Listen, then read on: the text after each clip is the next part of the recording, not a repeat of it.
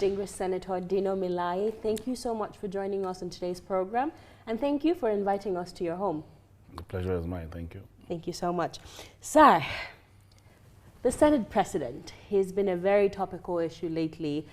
First of all, he has the troubles in the Code of Conduct Tribunal for failed asset declaration.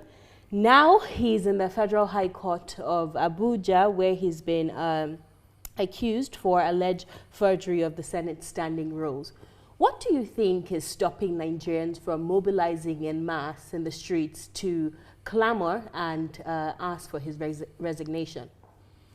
Basically, that would have been very, very possible and motivating if there's actually a prosecution going on. What the Senate President is going through in the CCT, from my own myopic point of view, it's not prosecution but persecution.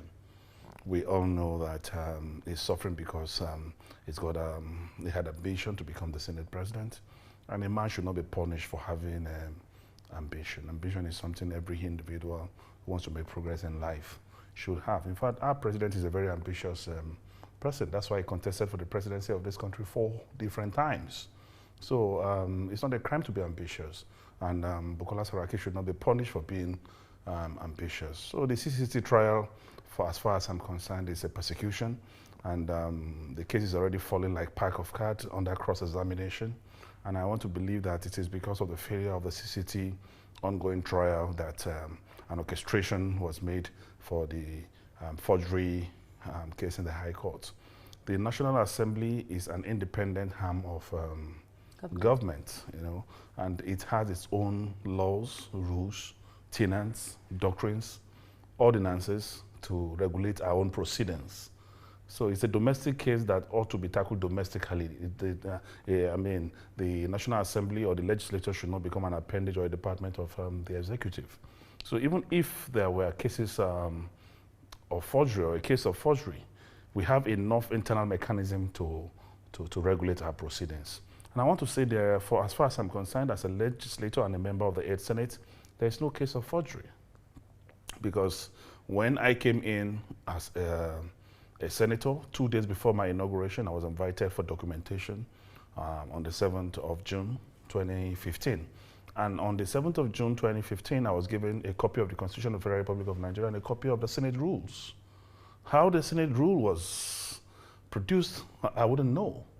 But as a senator, I was given a copy of the Senate rule. But the copy you were giving, the 7th Senate claims that they never altered, they never made amendments to the standing rules. It does not matter whether the 7th Senate made amendment or not. So how did the rules change? I will explain this to you, that in 1999, when there was no Senate, when they resumed, they started operation with a rule.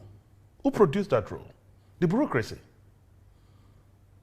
So once the 7th Senate ended on the 6th of June, so whatever happened between the 6th of June and the resumption of the 8th Senate, only the bureaucracy can take responsibility. No single senator can take responsibility, because as far as everyone is concerned, the 7th Senate winded up on the 6th of June. Okay. So whatever happened to the rules, to the Senate, to the National Assembly between 6th and 9th that the new senators were sworn in, only the bureaucracy will take responsibility. And let me tell you, only the bureaucracy registered us. The bureaucracy gave us a copy of the Constitution and a copy of the rules. And the bureaucracy is made up of during Sorry, registration. Could you just clarify that? The bureaucracy is made up of who?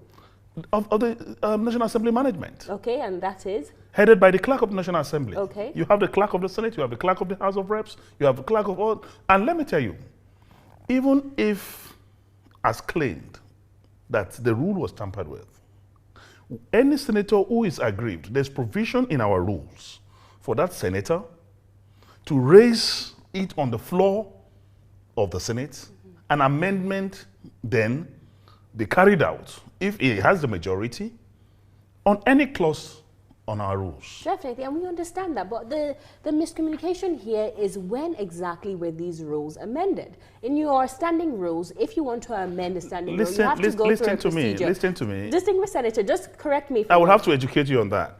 Okay. Amendments takes place only on the floor of the Senate. Okay. So anything that happens to any book outside the floor of the Senate cannot be called an amendment. So what was done since the rules were And changed from the 7th Senate to the 8th every rule Senate? have a 4-year lifespan. Every rule have a 4-year lifespan. Every Senate comes, when you are resuming, you're given a copy of the rule. Then we have the leverage, we have the liberty to amend what we are given.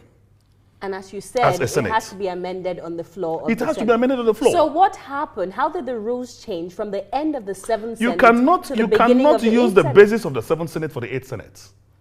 Okay. Because we were given a document called the rules 2 clear days before our swearing in as Senators of the Federal Republic of Nigeria. Understood. But those rules that those you were rules, giving those are rules not the same must as not, the rules those, from the 7th Senate. They must not be. And the basis for why they must not be is because in 1999, when there were no senators, there were no House of Rep members, they resumed with the rule. Who wrote the rule? Okay, the bureaucracy wrote the rule. Okay, so understandable. But it is not forgery for the bureaucracy to produce rules for a particular section of the National Assembly, either the lower or the upper house.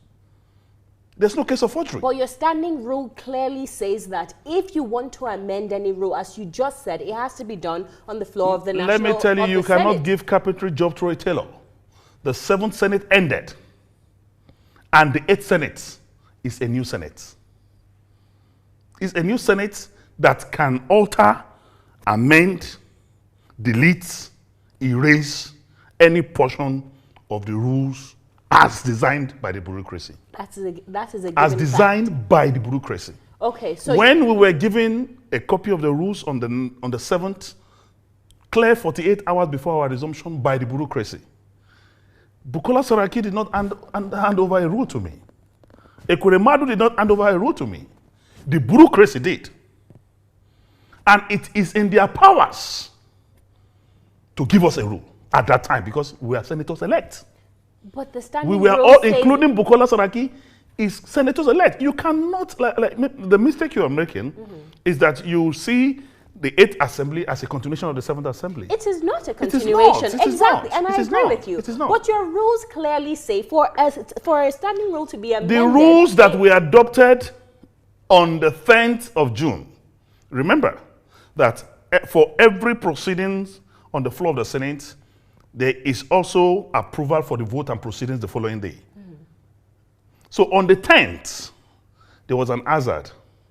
The vote and proceedings of the 10th of June approved everything we did on the 9th, including the adoption of those rules. Because the rule was what applied on the 9th. And by the adoption of the vote and proceedings on the 10th, without one single senator raising an objection to the adoption of that vote and proceedings. The vote and proceedings is the hazard, the approval of whatever you did the day before or the legislative day before. So by the adoption of the vote and proceedings of the 10th of June, after the 9th of our swearing in, everything we did on the 9th was ratified by the adoption of that vote and proceedings. Would you say that's due to the ignorance of your colleagues that the rules were amended from the 7th Senate to the 8th Senate? I just told you now. It's not a The chairman of the Rules and Business of the 7th Senate said throughout their tenure, there was no amendment to that rule, to the Senate rules. So if there was any alteration on the rules, it must have been done while there was no Senate in sitting. That's what I'm saying. So it's an established fact that the standing rules were amended between the 7th of June. Amendment takes place. I just told you that amendment takes place. Alteration. Is that what you said? Let me tell you, like I told you, that the bureaucracy is responsible for giving us. This is what we're saying. We're saying the same thing. The bureaucracy altered the rules between the 7th of June to the 9th of June.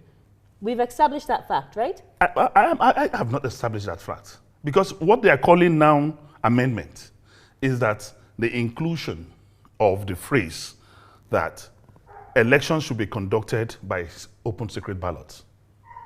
And that insertion, obviously by the bureaucracy, because there was no Senate, okay, is not in contravention of the Constitution of the Federal Republic of Nigeria or the Electoral Act.